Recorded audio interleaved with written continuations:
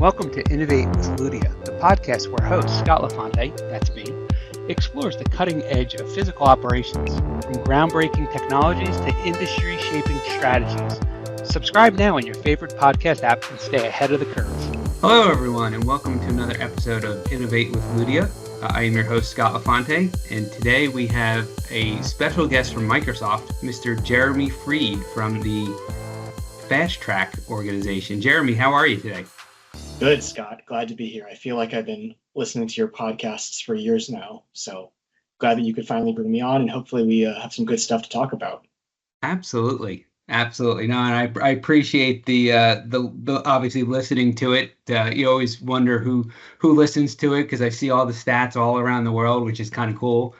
But I've never actually had someone come out and say, "Hey, I listened to your podcast." So I appreciate that. So Jeremy, tell me a little bit about yourself for the audience. You know, who is Jeremy Freid, and you know, what are you all about? And then let's talk a little bit about FastTrack and see where our conversation takes us today. Absolutely. So I'm a senior solution architect for the Dynamics 365 for FastTrack team. So there are a couple of different FastTrack teams within Microsoft that all support different suites of applications, and our team specifically focuses on Dynamics 365. So that would be customer engagement and then also finance and operations applications. So where we are situated is we're within the Microsoft engineering team. And what we try and do is we engage with customers and partners like Ludia to make sure that we can really provide prescriptive and proactive guidance to customers so that we de-risk projects and make sure that when they are going live, that anything that could be prevented is prevented. So I've been part of the Dynamics space for almost 15 years now.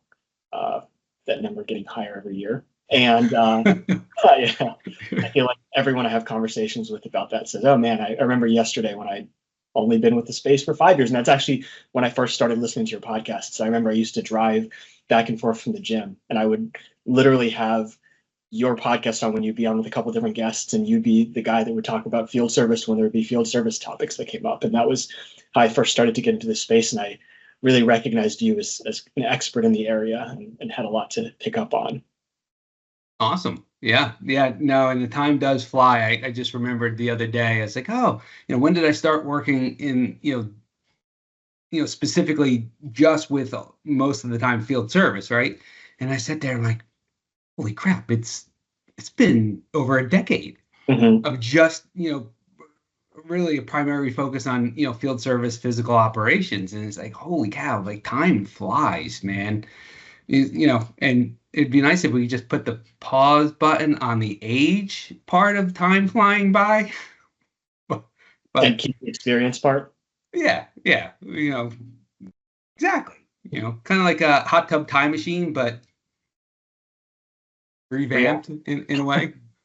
So well, let me know when you come up with that one. I'll try to invent that one. But you brought up actually a couple of key points that I want to kind of focus in on. One is prescriptive advice and guidance and de-risking projects. And I think that's the biggest thing that, in my experience, people don't seem to understand when it comes to FastTrack. They see it as another arm of support. And yes, right, we know that if we have a significant issue and we need a little extra muscle, right, hey, we can contact our FastTrack architect, or contact Jeremy in our case at Ludia. But in general, it's more than that. To your point, it's prescriptive. And so talk to me a little bit about, for those listening, like, well, what does he mean by prescriptive and de-risking projects? Like, how do I get my FastTrack architect or my FastTrack team, or how do I get them engaged, and when? Yeah, it's a great question. And I think a lot of that comes from the fact that we've had an evolution in how our FastTrack program operates. So a lot of us come from the partner channel. I was in the partner channel for almost a decade before I joined FastTrack, and I'm certainly not unique among my colleagues. And we bring with us a lot of experience of custom implementations, things that went well, things that didn't go well. And over the years, as I'm sure you know, you pick up on patterns that you oftentimes think to yourself, well, if only we had done this at the beginning of the project instead of 2 weeks before going live, we wouldn't have had this issue at all. And it would have been an hour-long conversation or maybe a single workshop instead of this big escalation that's causing all sorts of issues and causing the customer to either not be able to go live or having them run into all sorts of problems around, for example, their month-end close from a finance perspective. So what we tried to do is we tried to take all of that learning and experience that we had and turn it into a way that we could recommend to customers that at the beginning of their projects, these are the things that we, based on our knowledge, that you should do to avoid any problems coming up later in your implementation. And we basically branded that. We called it Success by Design, which is, to your point, the way in which we try to make sure that around the beginning of design phase, that we really come to customers with prescriptive recommendations based on the understanding we have of their project to make sure that we can raise our hands and say, hey, this looks good, or here's something that you might need to look a little bit more on. And yes, like you mentioned, as we get closer to go live, we also do help with support escalations and product escalations, all the things that customers do need assistance with around the time that things are really, really critical and time sensitive. But I think that a lot of the value in FastTrack, really most of the value in FastTrack, comes at the beginning of a project where we can get involved, understand what's happening, and say, let's solve this now, as opposed to making it a problem later, because it really does help to cut down on implementation time, cuts down on cost. And even if there's a little bit of investment required up front, it reduces the amount of time to go live that we've seen over the whole scope of our customers from start to finish. Yeah. I think that's a great way to put it, right? In terms of, right, yes, there's a little bit more in time investment in the customer and the partner, right, to engage with the FastTrack team. However, I look at it as a quasi, right, insurance policy. Why not engage someone from Microsoft that is part of the product / the engineering suite, and get them engaged early and often to make sure that we're going down the right path, right? Because to your point, you get closer to go live and we haven't engaged FastTrack often enough, or I've seen it in the past where, maybe like, oh, I don't want to engage FastTrack because it's this, that, or the other thing, right? And then something happens and we're getting close to go live, or we're at go live and we have an issue.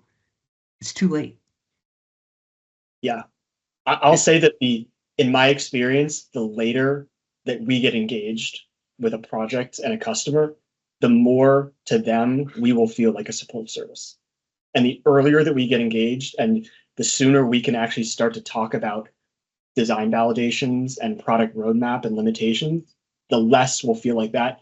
And the more we'll actually feel like, hey, we're standing next to you while you're presenting your solution to the customer and making sure that we're on the same page with regard to where the product is going. Yeah. No, it's fantastic. I mean, I know we've done that on several of the projects that I've been at Ludia, right, where we've reviewed our solution blueprint with you. You've had lots of questions and feedback for the team, right? Because a lot of it is like, well, okay, you can review a document and you're gonna have questions like, well, hold on, what? Take me through this, right? And that's part of the value too, is that analysis of looking at it, and not just, I don't want people to think like it's not a rubber stamp, right? Because at the end of the day, I mean, it could be in fact, like, you could have a great design and there's no holes whatsoever, and you look at it, or someone from the FastTrack team looks at it and says, this is the best thing since sliced bread. I don't see no issues. Probably never the case, right? Because we're all human and we're all going to miss something, or just not think of something outside the box or even inside the box. And that's where having that other set of eyes on it becomes critical. Mm-hmm. We hear all the time that we're de-risking the service. And I think at the core of it, that's a fundamental part of what we do, is we're just another person that's worked on projects before, that understands how projects work and how the application is supposed to be designed, that it's like a double check. And it's a double check from someone that may have a little bit of information about where the roadmap is headed and what things are coming down in the next 6 months to a year. So it's always good to just have that partnership, and to make sure that we can just get involved as soon as possible to make sure that you can get down the right path, because it's so much easier to correct something as you're starting to make your design or as you're starting to finalize your design, as opposed to when things are already built and you basically have to redo or undo a lot of things that have already happened. Yeah, that's when it becomes very costly from a time and obviously implementation cost. And typically, right, if mistakes are made and things have to be backed out, that's generally not at the expense of the customer. That's at the expense of the implementation partner. Mm-hmm. And so again, that it becomes an expensive proposition. And so I like what you said, and I think people need to focus on, right, it is a partnership. And it's a three-way partnership, right? It's a partnership with the customer, the partner of record, and FastTrack, right? So it's all three working together to make sure that the implementation is as successful as possible. I mean, does it guarantee success? No, but it's another tool, right, to utilize to ensure that we're going to be as successful as possible, because there's so many factors that go into success. It's hard to say, like, hey, if we engage FastTrack, your project's going to be 100% successful.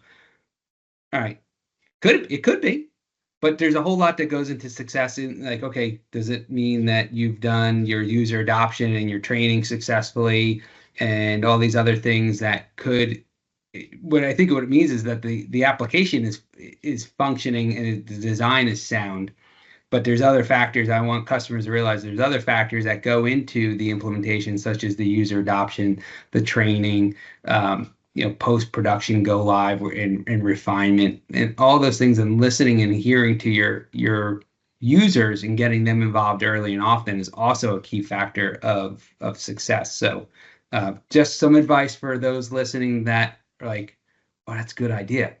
Once in a while, I have one, folks. I have a good idea once in a while. I think you're full of good ideas.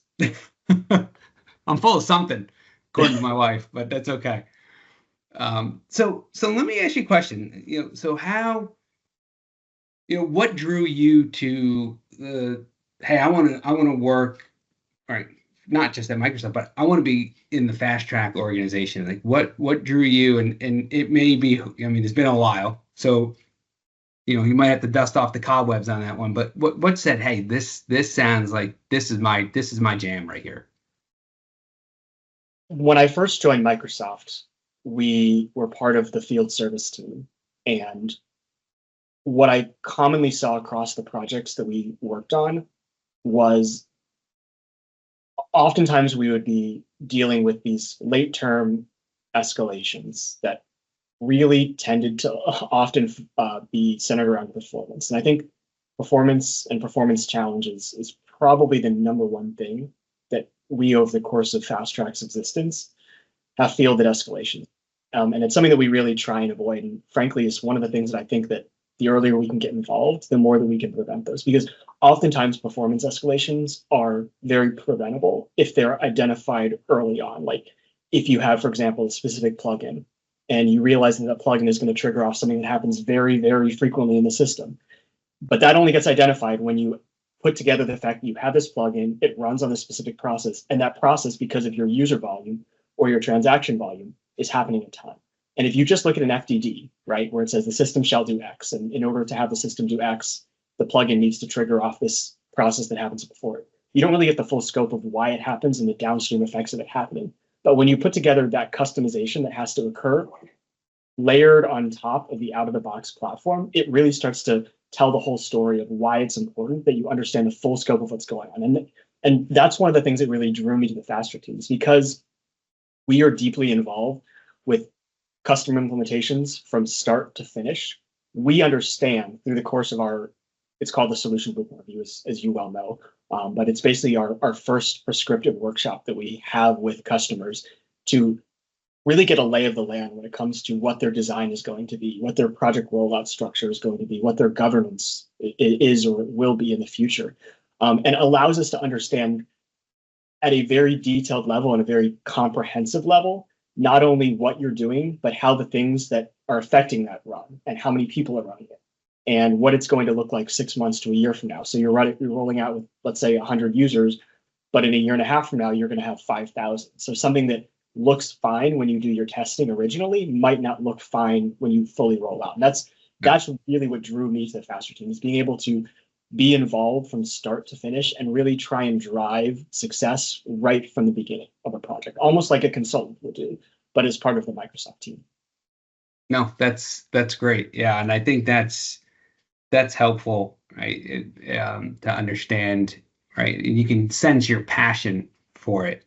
I mean, being in the partner space now for the better part of I hate to say it, quarter of a century. Can we just say 25 years? Sounds less. I think that's important because we all lose sight of it, right? After a while, it almost becomes routine. Okay, I got another project. Here's the different phases of the project. Here's the different things I need to do, right? So on and so forth. And a lot of times it's very easy to, I think, get into the mode of I'm checking boxes.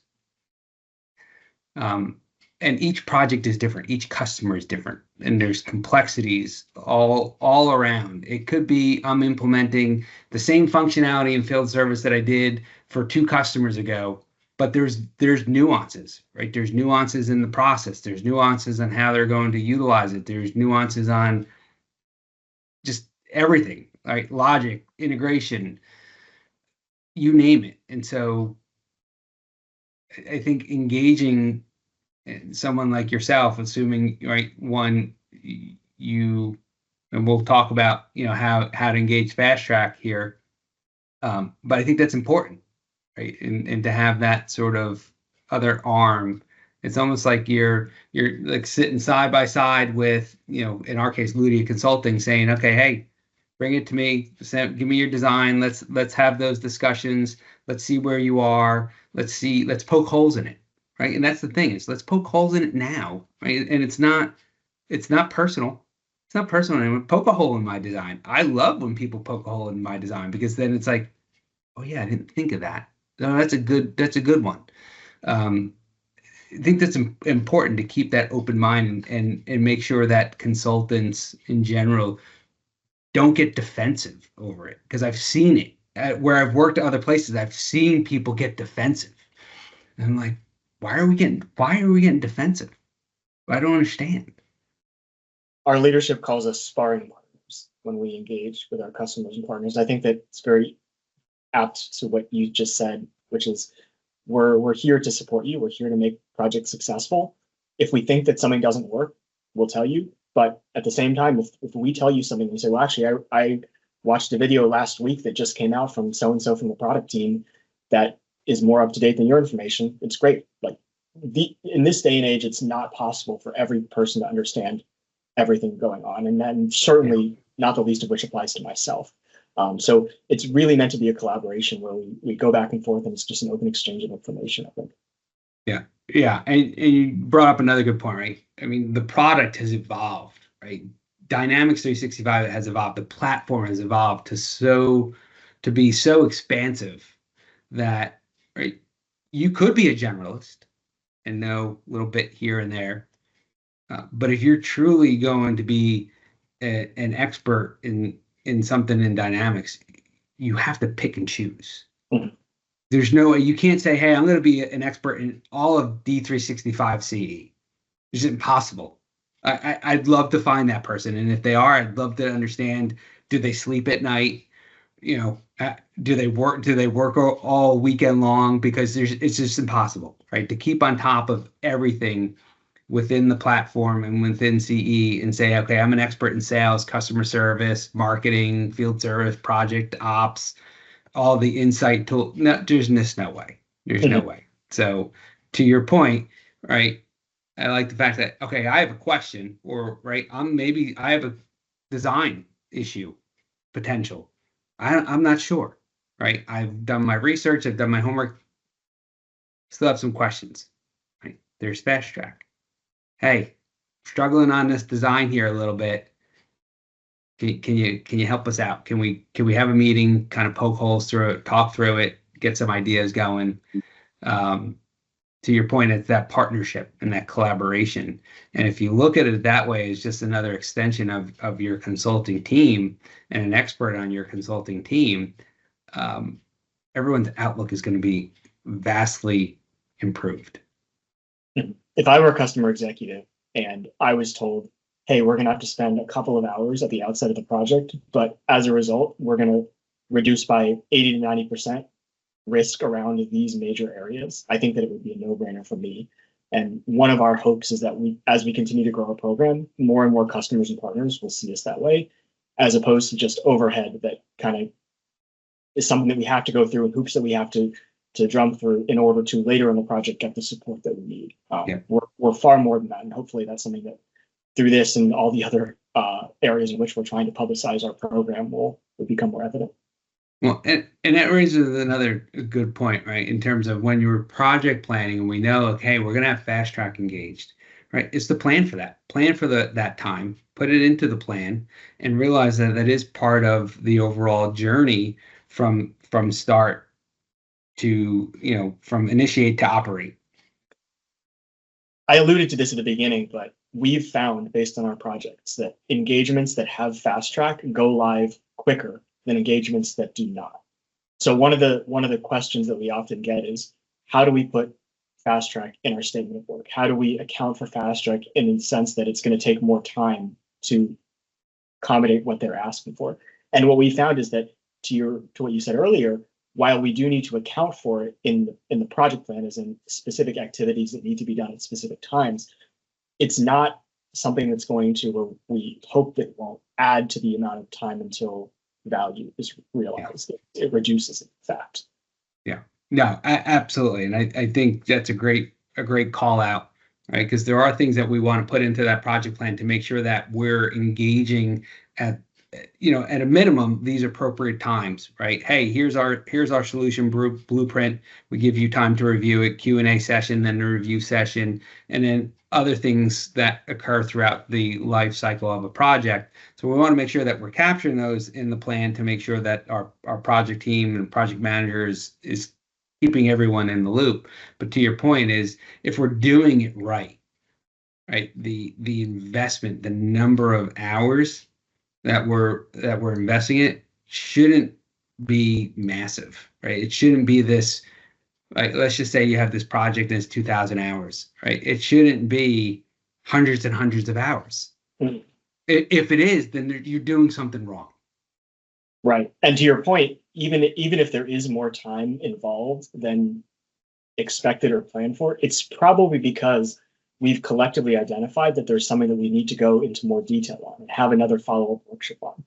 We have a number of other workshops that we can conduct with our customers where we've essentially identified a specific area, either application or programmatic, that needs more scrutiny. And if we're having those follow-up workshops, it means that we've identified an area that's really important. And I can't think of something in a project that's more important to talk about than something that you've identified as a critical design decision or a critical governmental decision that needs to be identified to prevent, or needs to be resolved to prevent an issue around go live.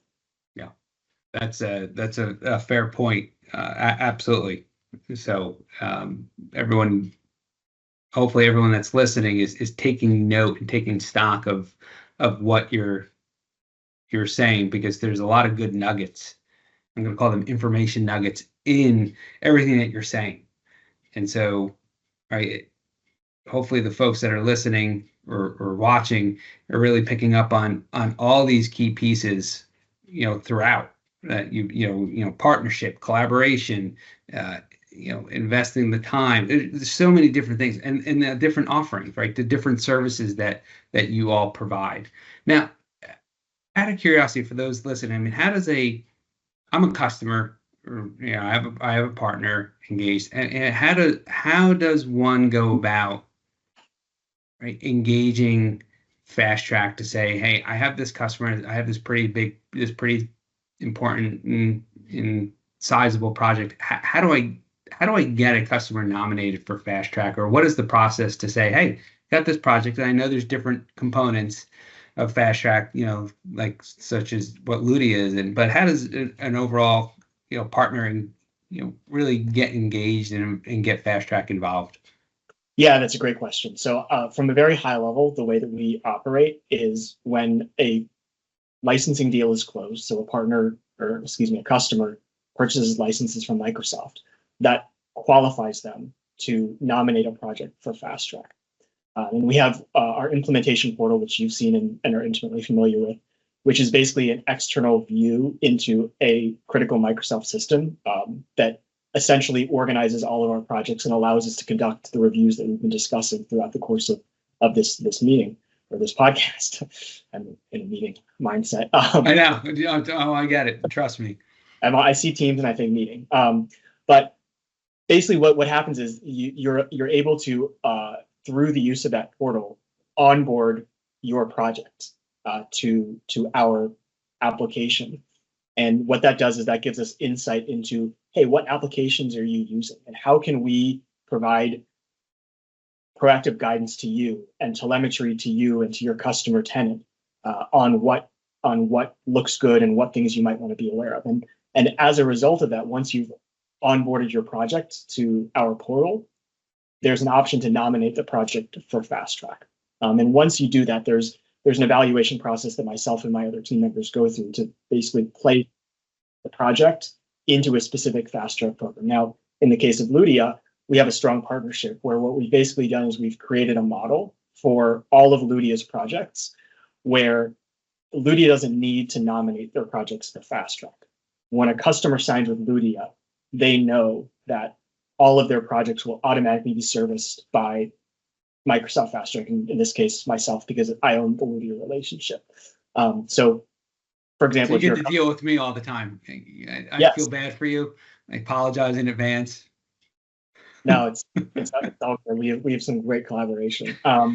But so yeah, exactly. So if you have a project that you have onboarded to the portal and then you nominate for FastTrack, it will depend on the nature of the relationship that your implementation partner has with Microsoft. And it will also depend on the type and amount of licensing that you have purchased. So there's some more details that I'd be happy to share. Scott, I'm sure you can probably put them in a link somewhere about our program and eligibility criteria and all that stuff that I won't detail. But the long and the short of it is that you basically, you sign a license deal with Microsoft, and then you'll nominate your project through our implementation portal, and then we'll pick it up, and then we'll get started with all those activities that we talked about. Yeah, awesome. Yeah, and I'll definitely, for those listening that want to know more, I'll put a link in the podcast description, or if we put it out on LinkedIn or wherever, we'll go ahead and make sure that link is out there if you want to learn more about FastTrack and how to nominate a project for FastTrack consideration. So don't worry. You don't have to go searching for it. I promise I will remember. I know I'm getting old, but I will remember. I actually wrote it down, and I do actually use paper. I'm sorry. I'm not one of those that can type in a meeting. I can write faster than I can type. I can type pretty fast, but I can't do it. I need paper. I don't know. I don't. Maybe it's a comfort thing. Maybe it's I'm old. I use OneNote. I do. But I still need my paper and pen. That's impressive. These days, I feel like I write less and less, to the point where it used to be when I was in school, my hands would cramp if I wrote too much. And the more I wrote, the less that would happen. But I was writing something the other day, and my hands started to cramp again, like I was a kid again. Because I guess I need to write more like you do. Maybe. I don't know. I'm not sure. I think what I really need is I really should just start using software that basically will take everything I'm saying, and it's out there, right? To go just kind of transcribe everything. I mean, I could use obviously Copilot in our meeting, assuming it captures everything appropriately, or I could just get like a chip planted in my brain and just it goes to paper. That'd be even better. I'm sure that's coming in the next 10, 15 years. Yeah, that would be very interesting. Just got to sign up for the brain surgery. Yeah, I'll pass on that one. But yeah, so I'll make sure that link gets out there for everybody. And so Jeremy, real quick, I mean, what are some things that, we've talked about, uh, getting FastTrack engaged early, often in the partnership, and looking at it as collaboration, and not that sparring partner um, mentality. I mean, what are some important things that you feel like, hey, partners and customers really need to remember, whether it's about FastTrack or just engaging FastTrack, or just going down a path of a project that's important? I mean, what are some of those things that, like, hey, you know what, this is what I always tell people, and customers and partners, to remember? Yeah, absolutely. So I think that, like you mentioned, close collaboration is super important. You get out of it what you put into it, and that's really true for everything. But we can only help solve problems that we know about.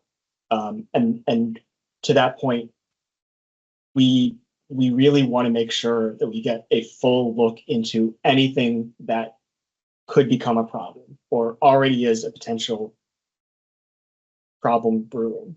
But you, as Scott, the implementation partner, and also you, the customer, are very, very familiar with all the challenges that your organization faces and are trying to overcome. And we are not as familiar with that just because we're not you. So making us aware and engaging us whenever you need to feel to get some validation or whatever design decisions you're making, or if there are problems that are right now not a big deal, but are going to be a big deal 6 months, 12 months down the road, if they're not taken care of. It's really important that we kind of just immediately start to sync on them, because we've seen a lot of different projects and we've seen a lot of common patterns. It's very, very rare that I will get faced with an escalation or a solution blueprint review that has a bunch of risks and issues that come out of it where I've never seen it before. There's always some similarity in what comes up. And even if we're not able to solve the whole problem, what we can do is we can have a conversation and say, hey, the 15 other customers that I've seen that have encountered the same similar issue, most of them did this. Now, I'm not saying you need to do that, but here's what I would recommend you at least start to consider. And that really just goes back to the fact that we are, to some extent, just a de-risking service where we use our shared experiences to come up with what we think is the best path forward. And then, of course, that can be adjusted as things change. IT these days is no longer these waterfall monolithic engagements where you have one set of requirements that never changes, and too late if you start development and the requirements change. That gate's already been passed. We all have changes to scope and to requirements and CRs and stuff all the time. So we are able to adjust that as time goes on, but it's important to understand that even as we are starting with that, understanding things will change, we have a baseline of what our recommendations are and how we can prevent things from happening before they do. Yeah, and it's another good nugget, right? Change, right? Changes are going to happen on projects. They always do. Customers forget things, or new requirements come in from a specific group or leadership or whatever it may be. And so these changes are going to constantly come into a project. And the question becomes, right, yes, we as a project team have to account for that and have to understand, how does this fit in? Does it increase the timeline? Does it increase the scope, budget, whatever that may be? But the other thing is those changes, right, assuming that they're not trivial, right? Like, hey, I'll add a field here. Okay, add some fields or whatever. We forgot some data points. Okay, great. But if they're process oriented or integration, whatever it may be, is to then take a step back, understand what all those changes are, and then re-engage with FastTrack in terms of the additional design considerations and downstream impact. Because, right, just because you've checked that box that you did that solution blueprint or whatever other steps, right, now you have a change. What else does that change? What else haven't we thought about? Right? A lot of times when change comes in, we're like, oh, okay, change, great, we got to do this, this, and this. And we don't think, okay, hold on, timeout. What's the impact? Right? What's the impact to downstream or upstream systems or processes or security?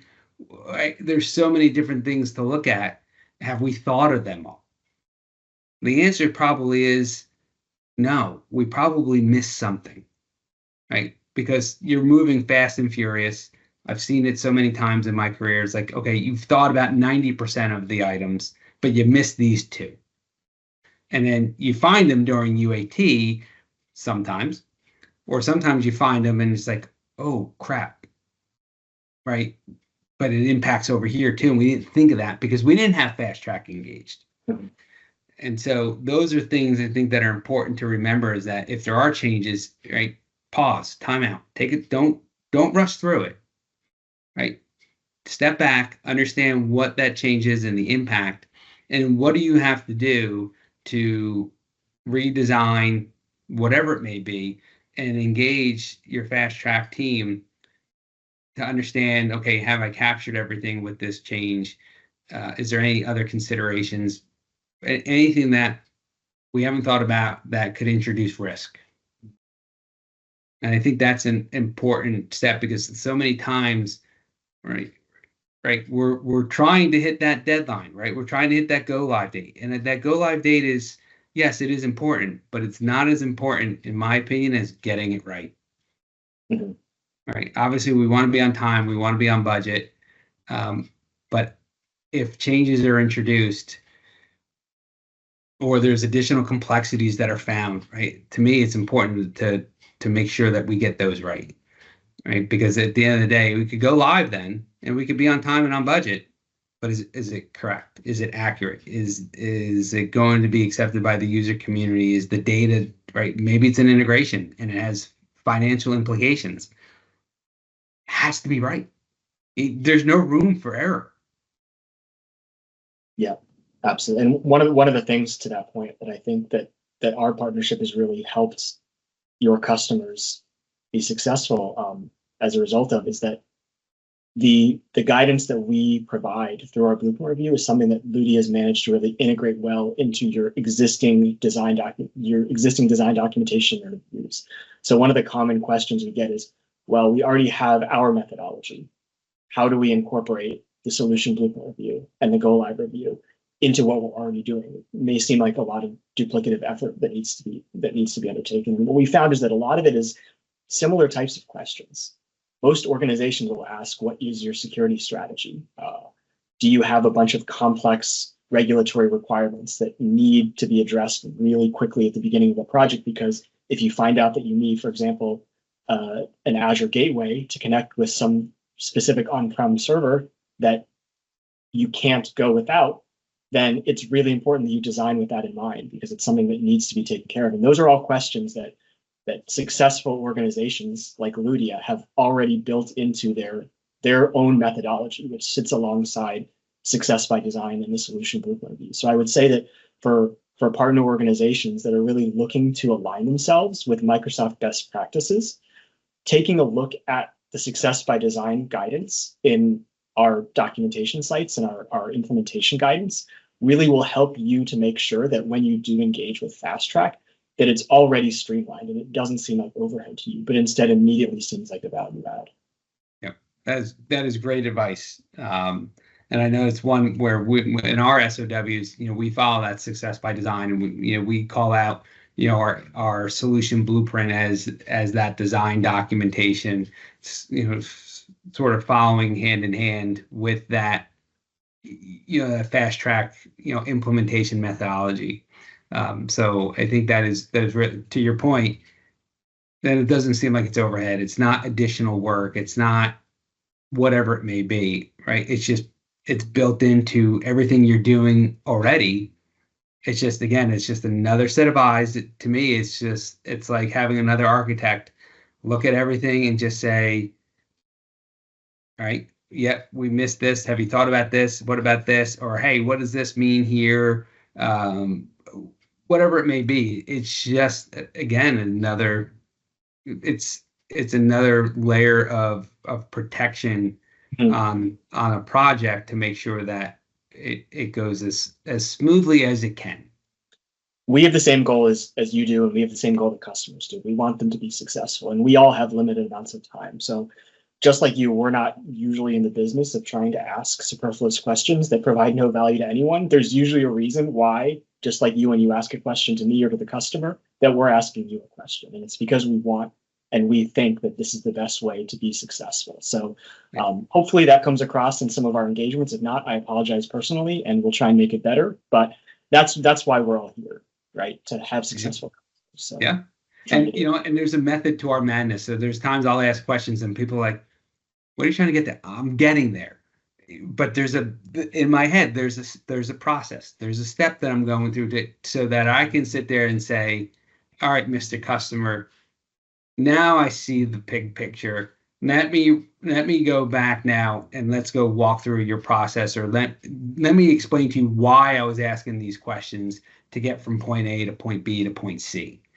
All right. And so there, again, it's just a process. It's we all have different ways of approaching things.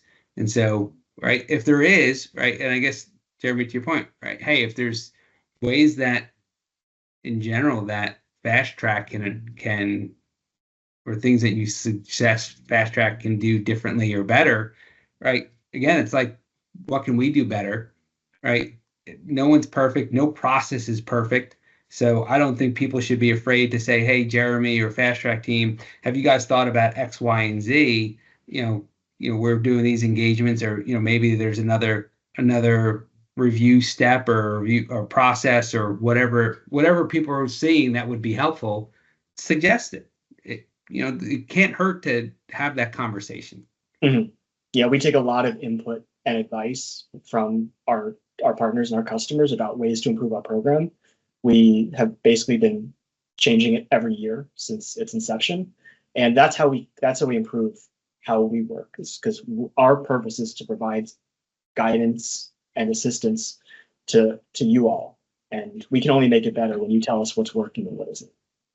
Well, and I think that's, again, another important piece, because, right, we're all, look at it as continuous learning and improvement and development, right? We all need to follow that sort of advice and guidance and say, okay, right, nothing's perfect. Things evolve, things change. So does FastTrack, right? The product evolves and changes as well. So we all need to evolve and change with it. Yep. Awesome. Well, I know we're running low on time here, and I'm sure people are like, "Wow, this is a really good podcast. I can listen to this for hours." Well, maybe not me, probably you, Jeremy. And I don't think anyone wants to keep hearing me, but I'm just going to listen to this on repeat once it comes out over and over. That's right.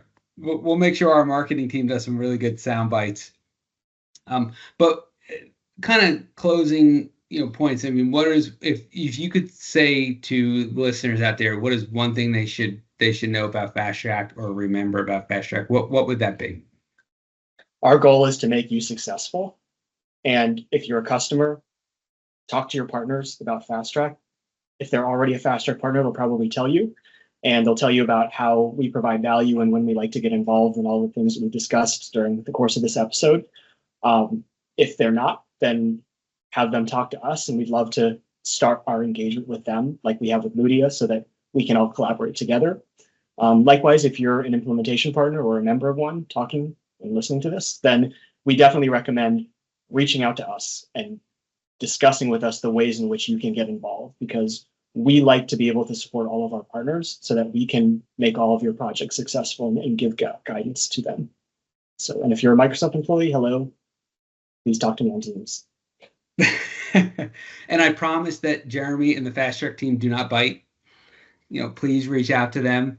If you're not sure how to reach out to them, again, I'm going to put on the notes, the different links for podcast for FastTrack and Success by Design. So that'll all be out there. Worst case scenario, you're not sure who to contact, feel free to reach out to me, and I'll put you in touch with the right folks as well. So more than happy to help out our happy listeners. Well, Jeremy, I know we're just about out of time. Really been great talking to you. I know we've been collaborating on a bunch of things. It was great to talk to you about your role in FastTrack in general and get the word out to the greater community. So I appreciate your time this morning. I know it is kind of early. I haven't had my coffee yet, but that's my fault. And last time I said we talked about coffee last time. I can't talk about coffee again, but I haven't had my coffee. But anyway, I do appreciate your time today. It's been great. I'm sure our listeners enjoyed hearing everything that you had to say as well. So I appreciate it. Thank you so much. Yeah, thanks for having me on, Scott. All right, everyone that's listening, until next time, I'm Scott Lefante. Thank you for listening to Innovate with Ludia. Thank you for listening to the Innovate with Ludia podcast. We hope you enjoyed this episode. Be sure to subscribe to our podcast on your favorite podcast app or follow us on LinkedIn. Until next time, I'm your host, Scott Levante.